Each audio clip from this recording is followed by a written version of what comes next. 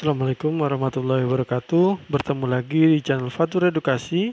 Pada kali ini kita akan bersama-sama belajar melanjutkan pembelajaran tema yang ketiga, subtema yang kedua, berkaitan dengan bagaimana kita harus menyatakan sebuah pendapat atau berani menyampaikan pendapat. Oke, silakan sebelum belajar, silakan berdoa terlebih dahulu agar nanti apa yang disampaikan dapat memberikan manfaat bagi kita semua. Serta silakan klik like, komen, dan subscribe terlebih dahulu bagi yang belum. Serta share video ini sebanyak-banyaknya agar memberikan manfaat bagi kita semua. Langsung saja kita mulai. Apa itu pendapat? Pendapat adalah pikiran, anggapan, buah pemikiran atau perkiraan tentang sesuatu hal seperti orang atau peristiwa. Jadi pada dasarnya pendapat itu sendiri disampaikan orang per orang terhadap sesuatu hal yang sedang diamati atau sedang terjadi. Berkaitan dengan pendapat itu sendiri, kali ini saya akan menyajikan 6 cara menyampaikan pendapat. Meskipun pada dasarnya bagaimana cara menyampaikan pendapat itu banyak sekali contohnya. Namun pada kali ini kita akan fokus kepada 6 hal tersebut. Yang pertama, menggunakan bahasa sederhana. Jadi ketika kita menyampaikan pendapat atas suatu peristiwa, maka kita menyampaikan dengan cara sesederhana yang kita bisa. Menggunakan intonasi ketika berbicara. Jadi kita harus perhatikan intonasi kita ketika sedang berbicara agar kalau bahasa saat ini yaitu jangan ngegas terus, tapi harus ada di mana saatnya kita harus pelan, di mana harus intonasi kita meninggi atau lebih tinggi dari biasanya. Yang ketiga, ketika menyampaikan pendapat, kita tidak boleh ragu atau jangan ragu. Jadi harus yakin dengan apa yang sedang kita sampaikan. Yang keempat, menggunakan bahasa yang sopan. Jadi ketika kita menyampaikan pendapat, terlebih ketika kita sedang bermusyawarah, maka sebaiknya kita menggunakan bahasa yang sopan agar mudah dimengerti orang lain dan juga mendapatkan perhatian lebih dengan orang lain memperhatikan apa yang sedang kita bicarakan. Yang kelima, yaitu tidak memotong pembicaraan. Jadi ketika kita sedang menyampaikan pendapat, alangkah lebih baiknya ketika kita tidak memotong pembicaraan orang lain. Jadi ketika kita sedang bermusyawarah dengan banyak orang, maka kita harus memperhatikan hal tersebut. Sebisa mungkin kita tidak memotong pembicaraan orang lain. Dan yang terakhir, yaitu yang keenam, yaitu kita tidak boleh memaksakan pendapat. Jadi ketika kita sedang mengusulkan sebuah usulan atau pendapat kita yang sedang kita sampaikan, maka kita tidak boleh mengintimidasi atau memaksakan pendapat kita harus diterima oleh orang lain, harus dijalankan oleh kelompok tersebut atau yang lainnya. Selanjutnya, apa sih manfaat berani mengemukakan pendapat? Yang pertama adalah menjadi pribadi yang kritis. Jadi ketika ada hal-hal yang berkaitan dengan sebuah masukan, maka kita berani untuk berbicara atau menyampaikan pendapat kita. Selain hal itu, ada juga rasa percaya diri yang muncul ketika kita sedang menyampaikan pendapat. Maka ini adalah salah satu hal yang cukup baik untuk diri kita sendiri berkembang, berbicara di depan orang lain. Yang ketiga, terbiasa atau kreatif. Jadi ketika kita sedang mengetahui ada sebuah permasalahan, maka dengan kita berani mengemukakan pendapat, kita mencoba kreatif, mencari jalur-jalur pemecahan masalah, dan kita menjadi biasa mengatasi permasalahan dengan terbuka. Yang keempat, Lebih mendapatkan penghargaan. Jadi ketika kita sedang menyampaikan pendapat, maka dihargai oleh orang lain usulan-usulan yang kita sampaikan. Yang kelima, menjadi pendengar yang baik.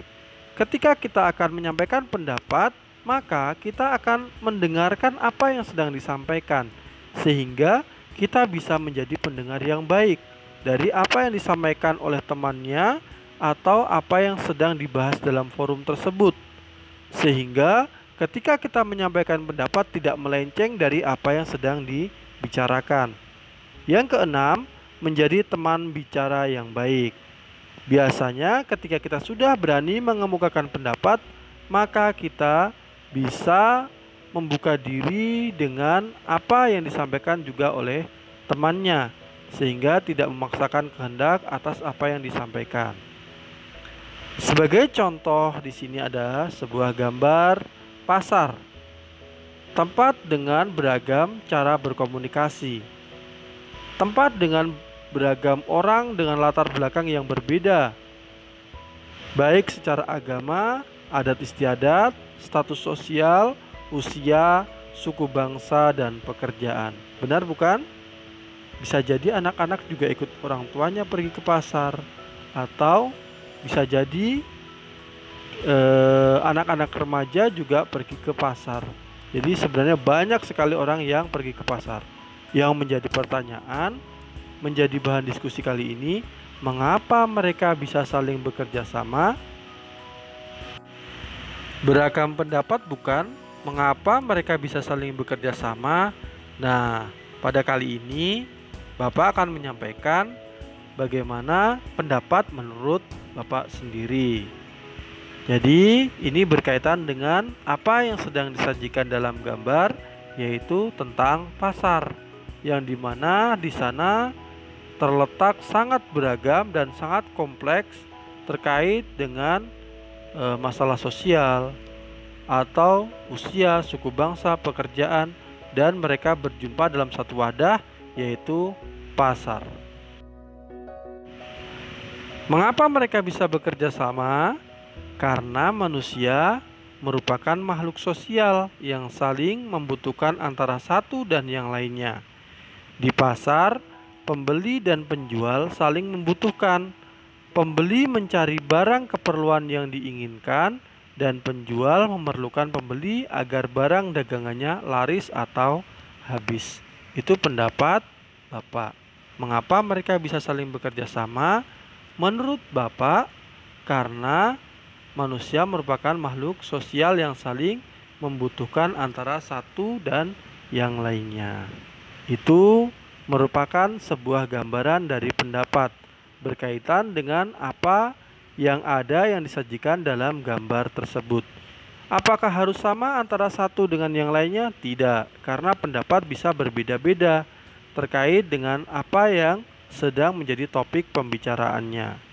Demikian juga pada soal yang nanti akan disajikan, yaitu ada dua buah gambar yang berkaitan dengan aktivitas anak-anak, di mana kalian harus mencoba memberanikan diri untuk mengemukakan pendapat. Meskipun pada kali ini pembelajaran di masa pandemi seperti ini, kita mengemukakan pendapatnya bisa menggunakan atau melalui tulisan. Oke, silahkan kita simak dua soal yang akan disampaikan berkaitan dengan pembelajaran kali ini. Soal A dan B. Ya, nomor 1, bagaimana pendapat kalian terkait dengan aktivitas yang dilakukan anak pada gambar A? Jelaskan. Nah, sampaikan pendapat kalian berkaitan dengan sekelompok anak-anak yang sedang memainkan alat musik tradisional. Dan yang kedua, apa yang dilakukan pada gambar B? Apakah ini bagian dari pelestarian budaya?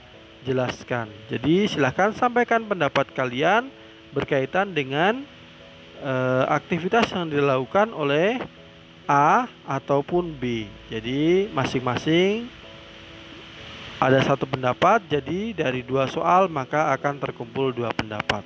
Jadi silahkan kalian amati dan kalian terjemahkan menggunakan bahasa yang sesederhana kalian sendiri.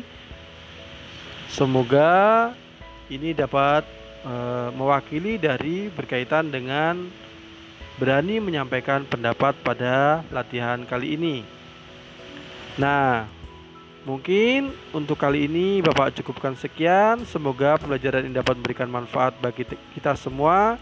Jangan lupa klik like, komen, dan subscribe. Silahkan share video ini sebanyak-banyaknya agar memberikan manfaat bagi teman-teman kalian yang sedang belajar dari rumah. Dan Bapak akhiri, Assalamualaikum warahmatullahi taala wabarakatuh. Selamat belajar.